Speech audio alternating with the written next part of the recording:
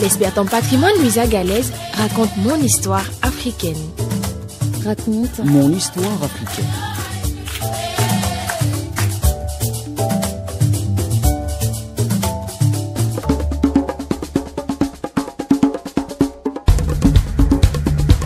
Chers amis d'Afrique et d'ailleurs, bonjour. Les grands moments où l'on passe d'un cycle de vie à l'autre, d'une saison à l'autre, d'une année à l'autre, sont comme un rite de passage, souvent célébrés dans les sociétés traditionnelles et sacralisés par des mythes racontés aux enfants. Un célèbre mythe africain traite du respect de la nature et de l'univers. C'est celui de la création du monde chez les Dogons, un peuple vivant principalement au Mali. Ce mythe, riche en symbolique, illustre l'importance de l'équilibre de l'univers, de la nature et de la connexion spirituelle entre l'homme et l'environnement.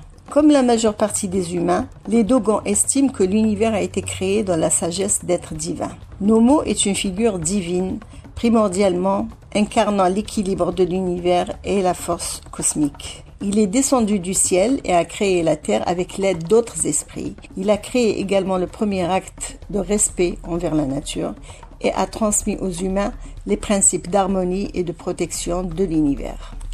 L'histoire raconte que, dans sa manifestation, Nomo a créé un univers où tous les éléments sont totalement en harmonie, chaque élément ayant sa place et son rôle. Afin de maintenir cet équilibre, il enseigne aux premiers humains à respecter tous les éléments de la nature, l'eau, la terre, l'air et le feu.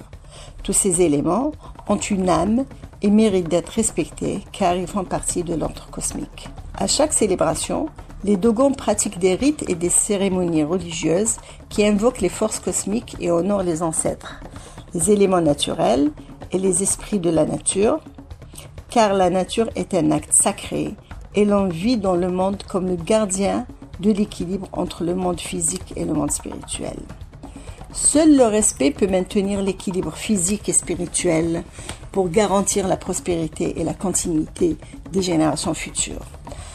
Alors, pour les conférences et réunions des chefs d'État du monde entier pour trouver une solution aux questions des équilibres écologiques et aux problèmes des écosystèmes, les COP pour le changement climatique, le sommet de la Terre, le G7, le G20, la COP biodiversité, le sommet pour le climat et le développement durable, pour trouver des solutions qui répondent aux défis environnementaux mondiaux en général.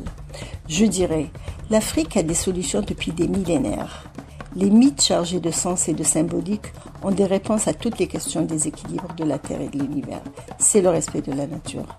Chers amis, apprenez à respecter les équilibres dans la nature et prenez soin de vous.